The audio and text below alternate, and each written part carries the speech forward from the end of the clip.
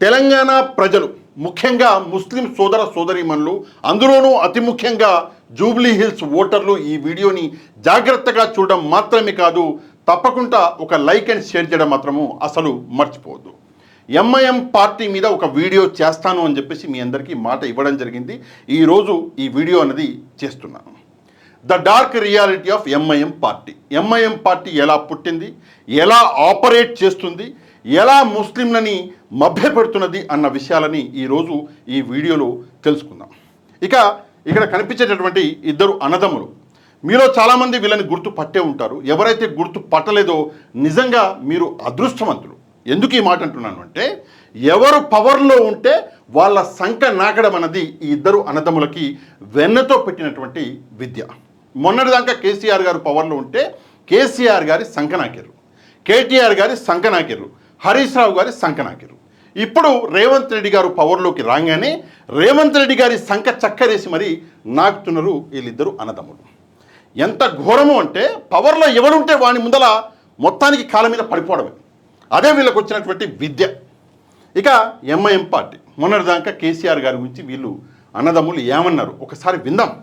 దాని తర్వాత అప్పట్లో అంటే అధికారంలోకి రాకముందు మన రేవంత్ రెడ్డి గారిని ఏమన్నారు విందాం. ఇప్పుడు రేవంత్ రెడ్డి గారిని ఏమంటున్నారు విందాం.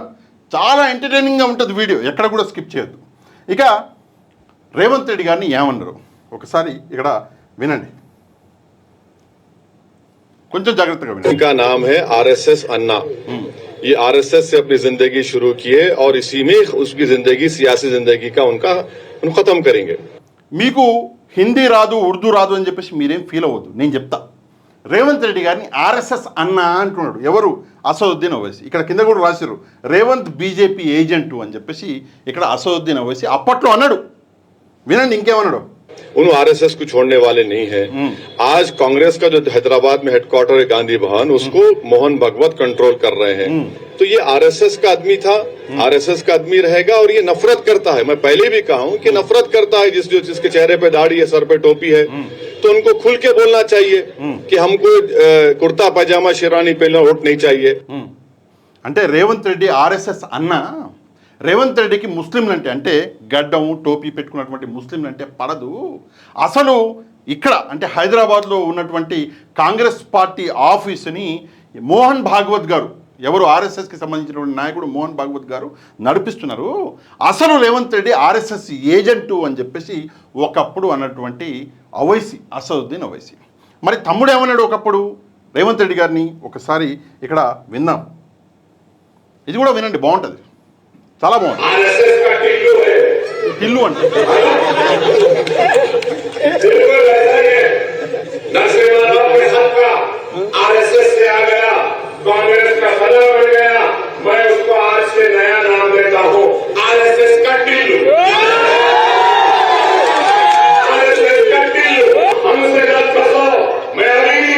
సరే ఇదంతా చెత్త ఎందుకు కానీ ఆర్ఎస్ఎస్ టిల్లు అని చెప్పేసి రేవంత్ రెడ్డికి పేరు పెట్టి టిల్లు అని ఇట్లా చూపిస్తా అంటే రేవంత్ రెడ్డి గారి హైట్ తక్కువ ఉంటుంది.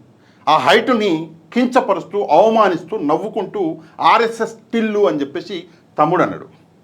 అన్నేమో ఆర్ఎస్ఎస్ అన్న అన్నాడు, తమ్ముడేమో ఆర్ఎస్ఎస్ టిల్లు అన్నారు. మళ్ళీ వీళ్ళే ఒకప్పుడు కేసీఆర్ గారిని ఏమన్నారు ఒకసారి చూద్దాం. ఇది చాలా బాగుంటుంది, ఇది మీరు చూసే ఉంటారు. My state, which I am proud. My chief minister, which I am proud of. Population 50 lakhs Muslims. And the budget 2,200 crore. ये है मुसलमानों से मोहब्बत, ये है माइनॉरिटी से मोहब्बत. This is what I am trying to show. क्या रे काम ऐसा किया जाता है, सीखो तेलंगाना से. काम कैसे करना है सीखना है तो सीखो केसीआर से. కేసీఆర్ గారిని చూసి నేర్చుకోండి. ఇది ముస్లింల మీద కేసీఆర్ గారికి ఉన్నటువంటి ప్రేమ. 50 లక్షల మంది ముస్లింలు ఉంటే 2,200 కోట్ల రూపాయలు బడ్జెట్ మాకు ఇచ్చిండు. కేసీఆర్ చాలా గొప్ప వ్యక్తి, కేసీఆర్ నా ముఖ్యమంత్రి, నాకు గర్వంగా ఉంది అని చెప్పేసి కేసీఆర్ గారిని ఎక్కడికో తీసుకెళ్ళినటువంటి వ్యక్తులు వీళ్ళే. ఇది తమ్ముడు అక్బరుద్దీన్ ఓవైసీ. అన్న అసదుద్దీన్ ఓవైసీ రాజ్దీప్ సర్దేశాయి అని చెప్పేసి నేషనల్ మీడియాలో కూర్చొని మరి కేసీఆర్ గారిని పొగిడిండు. నేను ఆ వీడియోని ఇక్కడ ప్లే చేయలేను. పొగిడిండు కేసీఆర్ గారు ముస్లింల కోసం ఎంత బాగా పనిచేస్తున్నారని చెప్పేసి ఈ అన్నదమ్ములు ఒకప్పుడు కేసీఆర్ గారిని పొగిడి రేవంత్ రెడ్డి గారిని ఆర్ఎస్ఎస్ టిల్లు, ఆర్ఎస్ఎస్ అన్న అని చెప్పేసి తిట్టారు ఒకప్పుడు. ఒకప్పుడు ఇది. ఇప్పుడు ఏంటి అంటే ఇప్పుడు రేవంత్ రెడ్డి ముఖ్యమంత్రి అయిందిగా, అందుకే చక్కరేసి మరి సంకనాకాలిగా ఇప్పుడు ఏమంటున్నారో ఒకసారి విందాం. ఉన్నదా? ఆగో చూడండి.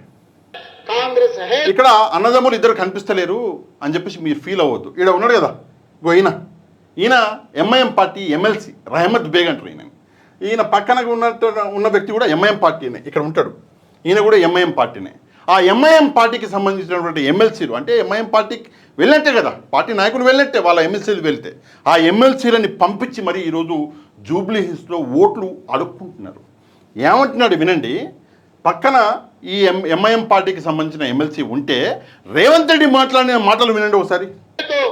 కాంగ్రెస్ హై తో ముసల్మాన్ హై, కాంగ్రెస్ ఉంది కాబట్టి ముస్లింలు ఉన్నారంట. కాంగ్రెస్ హై తో ఆప్కి ఇజ్జత్ హై, కాంగ్రెస్ ఉంది కాబట్టి మీకు ఇజ్జత్ ఉన్నది. జబ్ కాంగ్రెస్ నహీ అబ్ కుచ్ నహీ, కాంగ్రెస్ లేకపోతే మీరు ఏమీ లేదు, మీరు నథింగ్ అంటున్నాడు రేవంత్ రెడ్డి. అంటుంటే పక్కన నిలబడి ఎంఐఎం పార్టీకి సంబంధించినటువంటి ఈ రహమత్ బేగ్ అనేటువంటి ఎమ్మెల్సీ ఇట్ట అంటున్నాడు. సిగ్గుండాలి. కాంగ్రెస్ పార్టీ పుట్టి మా అంటే ఒక 100 సంవత్సరాలు అయి ఉంటుంది. ఏమి కాంగ్రెస్ పార్టీ లేనప్పుడు ముస్లింలు లేరా?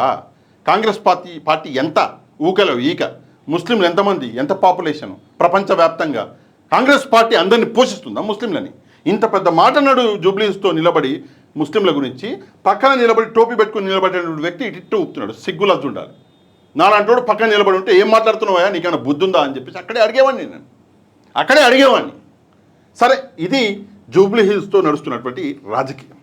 ఇక ఎంఐఎం పార్టీ నిజస్వరూపం కూడా మనం తెలుసుకోవాలి కదా. నిజస్వరూపంతో పాటు ఎంఐఎం పార్టీ ఎట్లా హైదరాబాద్లో ఆపరేట్ చేస్తుంది అన్న విషయం కూడా మనం తెలుసుకోవాలి కదా. ముందు నిజస్వరూపం తెలుసుకుందాం. ఇప్పుడు ఒక వీడియో ప్లే చేస్తానండి. ఇది కాంగ్రెస్ పార్టీ నాయకుడు బీహార్లో మాట్లాడుతున్నటువంటి వీడియో. సరే, మీకు లాంగ్వేజ్ రాకపోతే నేను అర్థమయ్యేటట్టు చెప్తా, మీరేం బాధపడొద్దు. ఈ వీడియో ఒకసారి వినండి. దాని తర్వాత ఎలాగ ఎంఐఎం పార్టీ ఇక్కడ అంటే హైదరాబాద్ జూబ్లీస్ ఎలక్షన్లో కాంగ్రెస్ పార్టీకి సపోర్ట్ చేస్తుంది, అక్కడ బీహార్లో కాంగ్రెస్ పార్టీని అపోజ్ చేస్తుంది. అంటే బీహార్లో కాంగ్రెస్ పార్టీ తిడుతున్నారు, ఇక్కడ జూబ్లీస్ ఎన్నికల్లో మన కాంగ్రెస్ పార్టీ సంఘనాకుతున్నారు. ఎట్లా అన్నది చాలా బాగా చెప్పిండు. కొంచెం జాగ్రత్తగా వినండి. और यहाँ आकर के कह रहे हैं ఈయన కాంగ్రెస్ పార్టీ నాయకుడు ఎంపీ जावेद भाई कि जो कांग्रेस को वोट देगा वो दरी बिछा रहा है, यही कह रहे हैं ना, गाली दे रहे हैं ना। तो मैं आपको एक बात बताता हूँ, 11 तारीख को यहाँ वोटिंग है ना, इसी 11 तारीख को जहां से वो आए हैं हैदराबाद तेलंगाना, घर से 1 किलोमीटर की दूरी पर एक विधानसभा है जुबली हिल्स, एक सीट पर 11 तारीख को वहां भी वोटिंग है।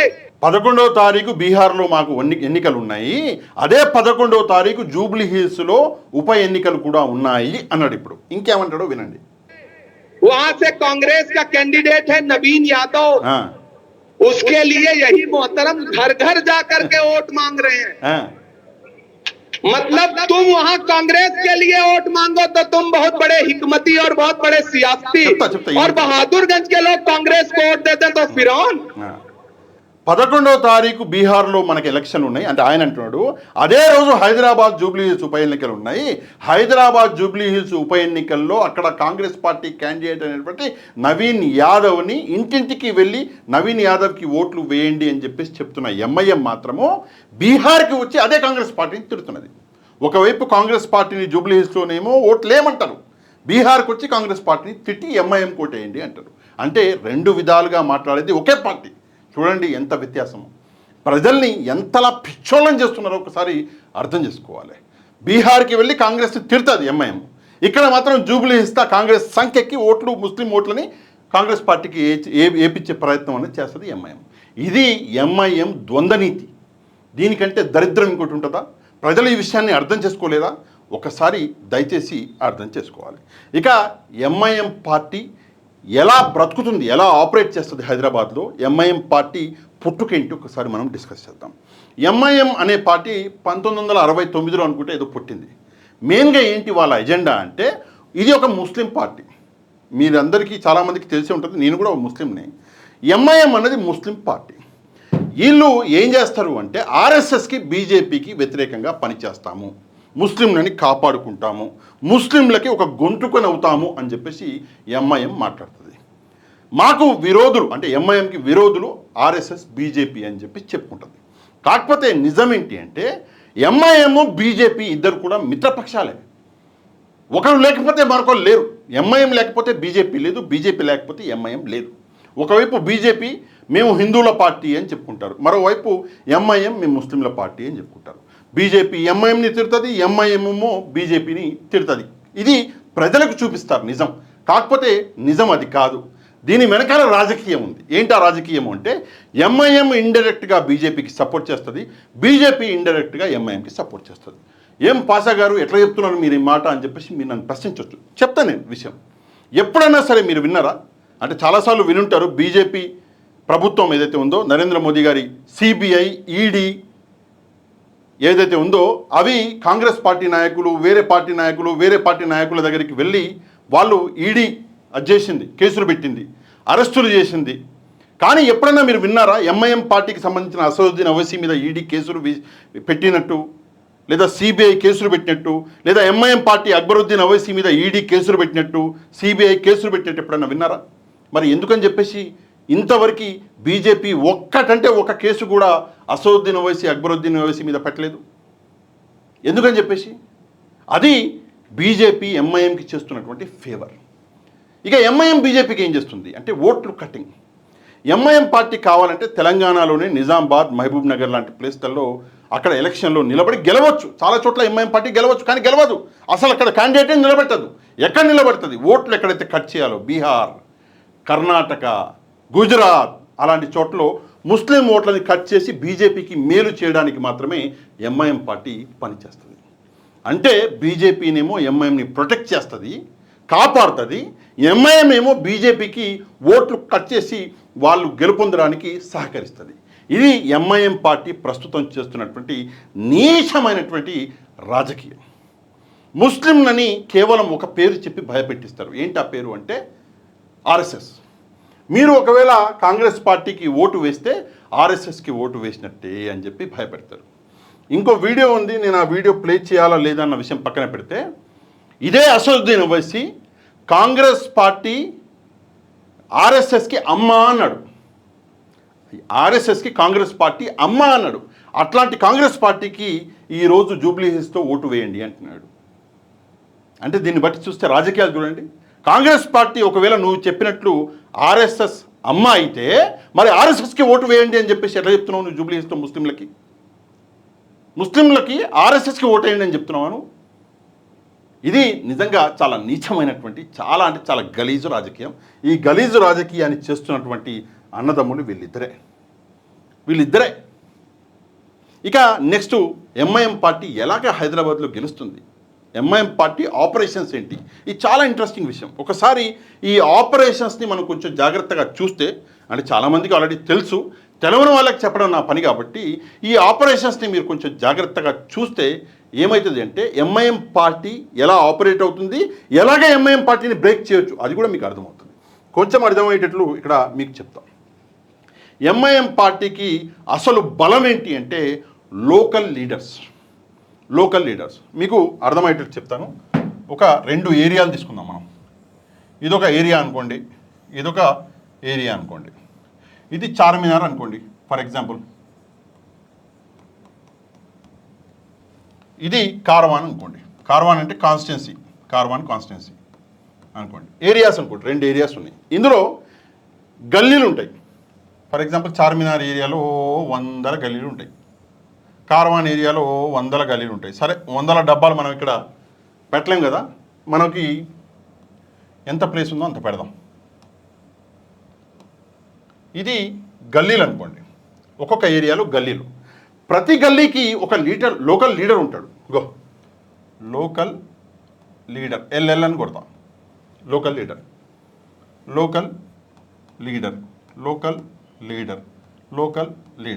ప్రతి గల్లీకి ఒక లోకల్ లీడర్ ఉంటాడు. ఆ లోకల్ లీడర్ ఏం చేస్తాడు అంటే ఆ గల్లీలో కరెంటు పోయిందా, ఏమన్నా జిహెచ్ఎంసీ పనులున్నాయా, ఏమన్నా మోరీలు పొంగినాయా, లేకపోతే అక్కడ ఏమన్నా జిహెచ్ఎంసీ వాళ్ళు ఏమన్నా ఊడవలేదా, లేకపోతే చెత్త ఏమన్నా జమ అయిందా, ఆ విషయాలను చూసుకుంటాడు. ఫర్ ఎగ్జాంపుల్ కరెంటు పోయిందనుకోండి, ప్రజలు ఏం చేస్తారు, సాధారణంగా ఎలక్ట్రిసిటీ డిపార్ట్మెంట్కి ఫోన్ చేస్తారు. కానీ చాలా అసలు స్ట్రేంజ్గా ఇక్కడ హైదరాబాద్లో మాత్రం ఎలక్ట్రిసిటీ డిపార్ట్మెంట్కి ప్రజలు ఫోన్ చేయరు. ఎవరికి చేస్తారు? ఆ గల్లీ లోకల్ లీడర్కి ఫోన్ చేస్తారు. ఎవరు? ప్రజలు. ఫోన్ చేయగానే ఆ గల్లీ లోకల్ లీడర్ ఏం చేస్తాడు అంటే అక్కడ ఉన్నటువంటి ఎలక్ట్రిసిటీ డిపార్ట్మెంట్ వాళ్ళకి ఫోన్ చేసి ఏం జరిగిందో కనుక్కుంటాడు. కనుక్కొని ఏం చేస్తాడు? కరెంట్ వచ్చిందాక ఊక ఉంటాడు. కరెంట్ రాగానే ఎవరైతే ప్రజలు వానికి ఫోన్ చేశారో మళ్ళీ వాళ్ళకి ఫోన్ చేసి, చూసినావా నువ్వు నాకు ఫోన్ చేసినావు, నువ్వు ఫోన్ చేసినందువల్ల నేనేం చేసిన ఎలక్ట్రిసిటీ డిపార్ట్మెంట్ వాళ్ళని పట్టుకొని కరెంట్ని రప్పించిన అని చెప్పేసి చెప్తాడు. అప్పుడు ప్రజలు ఏమనుకుంటారు? అరే రే రే వీళ్ళు లేకపోతే అయ్యేదే కాదు ఈ పని అని చెప్పేసి, అంటే ఒక బిల్డప్ అనేది క్రియేట్ అనేది జరిగింది. ప్రతి గల్లీలో ఒక ప్యారలల్ గవర్నమెంట్ అనేది రన్ అవుతున్నది ఎంఐఎంది. ఆ గల్లీ లోకల్ లీడర్కే వెళ్ళాలి. ఏ సమస్య అయినా కూడా, పోలీసు కేసులైనా వానికే ఫోన్లు పోవాలి, జిహెచ్ఎంసీ సమస్యలైనా వానికే ఫోన్ పోవాలి, వర్షాలు పడ్డా వరదలు వచ్చినా కరెంటు లేకపోయినా వానికి ఫోన్ అన్నది పోతుంది. వాడేదో సాల్వ్ చేస్తున్నా అని చెప్పేసి బిల్డప్ అన్నది పెట్టుకుంటారు. సరే, ఈ మొత్తం లోకల్ లీడర్లు ఎల్ఎల్ ఈ లోకల్ లీడర్లు ఏం చేస్తారు అంటే టోటల్గా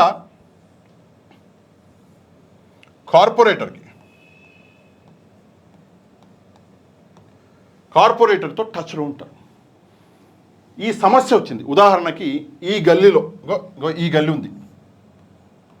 ఈ గల్లీలో డ్రైనేజ్ సమస్య అన్నది వచ్చింది. ఒక కొత్త లైన్ వేయాలి.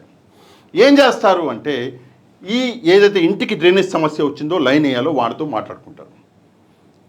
ఆమ్యామ్యాలు కూడా మాట్లాడుకొని ఎట్లాంటి పర్మిషన్ లేకుండా ఆ లైన్ అనేది వేసేస్తారు. వేసేస్తే ఏదైతే ఆమ్యామ్యాలు తీసుకుంటారో అక్కడ ఉన్నటువంటి లోకల్ లీడర్, గల్లీ లీడర్ వాడు కూడా తీసుకుంటాడు. అందులో కొంత ఆమ్యామ్యాలు ఈ కార్పొరేటర్ గారి దాకా చేరతాయి. ఇంకా పెద్ద పని అనుకోండి, ఈ కార్పొరేటర్లు అందరూ ఎమ్మెల్యే గారితో టచ్లో ఉంటారు. ఎంఐఎం పార్టీ ఎమ్మెల్యే కార్పొరేటర్లు చాలామంది ఉంటారు కదా, ప్రతి ఏరియాకి చాలామంది కార్పొరేటర్లు ఉంటారు. కాబట్టి ఈ కార్పొరేటర్లు ఈ ఎమ్మెల్యే గారికి టచ్లో ఉంటారు. పెద్ద పని అయితే ఎమ్మెల్యే గారి దాకా ఆ పని అనేది వెళ్తుంది. లేకపోతే వీళ్ళే అధికారులతో మాట్లాడుకోవడము, మెల్లగా ఎంతో కొంత అధికారి చేతిలో కూడా పెట్టే ప్రయత్నం అనేది చేస్తారు. వాడు తింటాడు, వీడు తింటాడు, వాడు తింటారు, అందరు కలిసి తింటారు. ప్రజల మనసుల్లో మాత్రం ఈ ఎంఐఎం పార్టీ వాళ్ళు లేకపోతే అసలు మాకు ఏ పని జరగదు, పాపం వీళ్ళే చేపిస్తున్నారు అన్నట్లుగా ఒక బిల్డప్ అన్నది క్రియేట్ చేస్తారు. ఆ బిల్డప్ ఎంత పెద్దగా అయిందంటే ఇందాక నేను చెప్పినట్లు ఒక ప్యారలల్ గవర్నమెంటే రన్ అవుతుంది. అసలు పని చేసేది ప్రభుత్వ సంస్థలు. కానీ ప్రజలకి ఆ ప్రభుత్వ సంస్థలకి మధ్యలో ఈ బ్రోకర్ ఏజెంట్ ఒకడు వచ్చేసి మొత్తానికి ఈ ప్రజలకి ప్రభుత్వ సంస్థలకి మధ్యలో ఉన్నటువంటి రిలేషన్ని కట్ చేసి పడేసాడు. అందువల్లనే ప్రజల డిపెండెన్సీ అనేది పెరిగిపోయింది. ఎంఐఎం పార్టీ లోకల్ లీడర్లు, కార్పొరేటర్లు వీళ్ళ దగ్గర డిపెండెన్సీ పెరిగిపోయింది. ఆ డిపెండెన్సీ పెరిగిపోవడం వల్ల ఏమైపోయింది, ఎన్నికలు రాగానే అరే వీళ్ళు లేకపోతే మాకు పని చేసే వాళ్ళు ఎవరు ఉండరు అన్నట్టు ప్రజల మనసుల్లో ఒకటి ముద్ర పడిపోయి ఎంఐఎం పార్టీ అడిగినా అడగకపోయినా వాళ్ళకి ఓట్లు అన్నవి పోతున్నాయి. వాళ్ళకి ఓట్లు పడుతున్నాయి. ప్రజలు పార్టీ నాయకుడు అడగకపోయినా ఎంఐఎం పార్టీకే ఓట్లు పోతాయి. ఎందుకు పోతాయి అంటే వాళ్ళ నెట్వర్క్ అనేది చాలా స్ట్రాంగ్. ఇందాక నేను లోకల్ లీడర్ అని చెప్పిన ప్రతి గల్లీకి ఒకడు ఉంటాడు. ప్రతి గల్లీకి ఒక చిన్న గల్లీ, ఆ గల్లీలో ఒక 10 ఇళ్ళు ఉన్నాయి అంతే, 10 ఇళ్ళే, దానికి కూడా ఒక లోకల్ లీడర్. అంతలా పార్టీ అనేది మొత్తానికి చొచ్చుకుపోయింది ఒక్కొక్క ఏరియాలో ఈ లోకల్ లీడర్. సరే, ఈ లోకల్ లీడర్స్ ఎవరు? చదువుకున్న వాళ్ళ, డిగ్రీలు పీజీలు చేసిన వాళ్ళ అంటే ఈ లోకల్ లీడర్స్లో మ్యాక్సిమం చదువు సంధ్య లేని వాళ్ళు ఉంటారు. కొంతమంది చదువుకుని ఉండొచ్చు, నేనేం తప్పుగా వాళ్ళ గురించి మాట్లాడను. చదువు సంధ్య లేనటువంటి వాళ్ళు ఉంటారు. వాళ్ళు బయటికి వెళ్ళి పనిచేసి సంపాదించుకునే కెపాసిటీ వాళ్ళకు ఉండదు. ఏం చేస్తారు అంటే ఇటు ఏరియాలకి దూరి వాడు ఒక లోకల్ లీడర్ లాగా తనను తాను పెంచుకుంటాడు. ఏముంది, 4 పంచాయతీలు కార్పొరేటర్ దగ్గర తీసుకెళ్తే కార్పొరేటర్ రెస్పెక్ట్ ఇస్తారు, రా వచ్చి కూర్చో ఛాయ్ తాగు అంటాడు. కదా వాడు పెద్ద లీడర్. అలాగా వీళ్ళే ఒక జాబ్ని క్రియేట్ చేసుకున్నారు ఈ లోకల్ లీడర్స్. పార్టీ అధికారంలో ఉంటేనే మాకు ఈ జాబ్ ఉంటుంది అని వాళ్ళకి తెలుసు. ఎంఐఎం లోకల్ లీడర్స్ ఉంటేనే మాకు ఈ పనులు జరుగుతాయని చెప్పేసి ప్రజల మనసుల్లో ఒక ముద్ర. ఇవన్నీ కలిపి ఎంఐఎం పార్టీని గెలిపిస్తున్నాయి. ఒకసారి ఈ అధికారులు ఈ ప్రభుత్వ సంస్థలకి ఈ లోకల్ లీడర్స్కి ఉన్నటువంటి కనెక్టివిటీ కట్ అయితే ఎంఐఎం పార్టీకి ఆక్సిజన్ కట్ అయిపోయినట్టే. ఆక్సిజన్ కట్ అయిపోయినట్టే. అది ఎవరు చేయగలరు? ప్రభుత్వం చేయగలరు. మధ్యలో బ్రోకర్స్ అవసరం లేదు. ఎవరైనా మధ్యలో బ్రోకర్ వస్తే మీ ఉద్యోగాలు దొబ్బుతాయని చెప్పేసి ఈ ప్రభుత్వ అధికారులకి, కరెంట్ డిపార్ట్మెంట్, జిహెచ్ఎంసీ డిపార్ట్మెంట్, మిగతా డిపార్ట్మెంట్లకి ఒకసారి చెబితే దాని తర్వాత ఈ ఎంఐఎం పార్టీ ఆక్సిజన్ అనేది ఉండదు, కొట్టుకుంటారు వాళ్ళే. అది ప్రభుత్వం చేయాలి. ఏదో ఒక రోజు కొంచెం గట్టి ప్రభుత్వం వస్తే తప్పకుండా అది జరుగుతుంది. సరే, మనం నెక్స్ట్ అంటే ఫర్దర్గా సంకలనాకుడి దగ్గరికి వెళ్దాం మళ్ళీ ఒకసారి, చాలా ఇంట్రెస్టింగ్ ఉంటుంది. సరే, ఫస్ట్ కేసీఆర్ గారి సంఖ నాకేసారు, మనం ఇప్పుడు రేవంత్ రెడ్డి గారి సంఖ నాకుతున్నారు. రేపు పొద్దున్న మళ్ళీ కేసీఆర్ గారు అధికారంలోకి రాగానే ఇట్లా ఈ అన్నదమ్ములు ఇట్లా ఈసారి అది మన తేనె తీసుకొస్తారు. అంటే చక్కెర పోసి నాకేసినాం కదా, తేనె పోసి నాకుదామని చెప్పేసి తేనె తీసుకొస్తారు. అట్లాంటి మనస్తత్వం ఉన్నటువంటి మనుషులు వీళ్ళు. మొన్న అసదుద్దీన్ ఓవైసీ గారు ఈయన ఒక మాట అన్నాడు, జూబ్లీ హిల్స్తో 10 సంవత్సరాల సమయం ఇస్తే డెవలప్మెంటే జరగలేదు అన్నాడు. నాకు నిజంగా నవ్వొచ్చింది. 10 సంవత్సరాలు కాదు, గత 30 ఏళ్ల నుంచి హోల్ సిటీలో డెవలప్మెంట్ అనేది జీరో, సున్నా, గుండు సున్నా. మరి ఏం డెవలప్మెంట్ జరిగింది అంటే ఈయన ఆస్తులు పాస్తులు అవే డెవలప్ అయినాయి. వీళ్ళ ఇల్లు డెవలప్ అయినాయి, వీళ్ళ కార్లు డెవలప్ అయినాయి, వీళ్ళ ఆస్తులు డెవలప్ అయినాయి, వీళ్ళ ఆఫీసులు డెవలప్ అయినాయి, వీళ్ళ దందాలు డెవలప్ అయినాయి, వీళ్ళ స్కూళ్ళు కాలేజీలు డెవలప్ అయినాయి. కానీ ప్రజలు మాత్రం ఓల్డ్ సిటీలో 30 ఏళ్ళ నుంచి అలాగే బతుకుతున్నారు. డెవలప్మెంట్ అనేది శూన్యం. మరి దాని గురించి మాట్లాడరా? ఏమన్నంటే మత విద్వేషాలను రెచ్చగొట్టుడు నిమిషం పని, నిమిషం అంతే. ఎందుకంటే వీళ్ళందరూ ఉన్నారుగా, నిమిషం ఒక చిన్న మెసేజ్ పెడితే ఇవో ఈ లోకల్ లీడర్లు అందరూ ఒక్కొక్క గల్లీకి ఉన్నారుగా, వాళ్ళందరూ ఏం చేస్తారు, నలుగురిని 5 మందిని వేసుకొస్తారు. వేసుకురాగానే ప్రజలు లక్షల్లో వచ్చేసారు అనిపిస్తుంది. అప్పుడు ప్రభుత్వాలు కూడా భయపడతాయి. ఇది ప్రస్తుతం ఓల్డ్ సిటీలో జరుగుతున్నటువంటి కార్యక్రమం. ముఖ్యంగా హైదరాబాద్లో, ఓల్డ్ సిటీ కాదు టోటల్ హైదరాబాద్లో ఎంఐఎం పార్టీ చేస్తున్నటువంటి కార్యక్రమం. సరే సార్, ఇంత జరుగుతుంది, మరి మీరు ఇంత డేరింగ్గా ఈ వీడియో చేస్తున్నారు, మరి ఏంటి మీ కథ ఏంది అని చెప్పేసి 2 విషయాలండి. నాలంటోడిని గెలికితే, అంటే ఇప్పుడు నేను ఒక వీడియో చేసుకపోయినా నాలంటోడిని గెలికితే ఇంకా 10 వీడియోలు వస్తాయి. గెలక్కుంటే ఎవడి పని ఆడ చేసుకుంటే అయిపోద్ది. సరే, ఇక ప్రాణభీతి అంటారా, ప్రాణభయం అంటారా, మీరు కొంతమందికి, అంటే ఎవరికి తెలియదు, కొంతమందికి తెలిసే ఉంటుంది. నన్ను ముందు ఫాలో అవుతున్నటువంటి వ్యక్తులకి తలబలిగి బొక్కలు ఎరిగితేనే పట్టించుకోకుండా వచ్చినటువంటి వ్యక్తి నేను. చనిపోయినా అని చెప్పేసి వదిలిపెట్టి వెళ్ళిపోతేనే వచ్చినటువంటి వ్యక్తిని నేను. అట్లాంటిది ఇట్లా ఇవన్నిటికి పట్టించుకునేటటువంటి ఆ మానసిక స్థితిలో నేను లేను. కాబట్టి తప్పు జరిగితే ఎవరు చేసినా సరే తప్పుని తప్పు అని చెప్పే దమ్ము నాకుంది. కాబట్టి ఈ వీడియో అనేది నేను చేసిన అంతే ధైర్యం మీకుంటే తప్పకుండా ఈ విషయం మీద మీరేమనుకుంటారో తప్పకుండా కమెంట్ చేయడం మాత్రమే కాదు, వీడియోని వైరల్ చేయండి, బాగుంటుంది.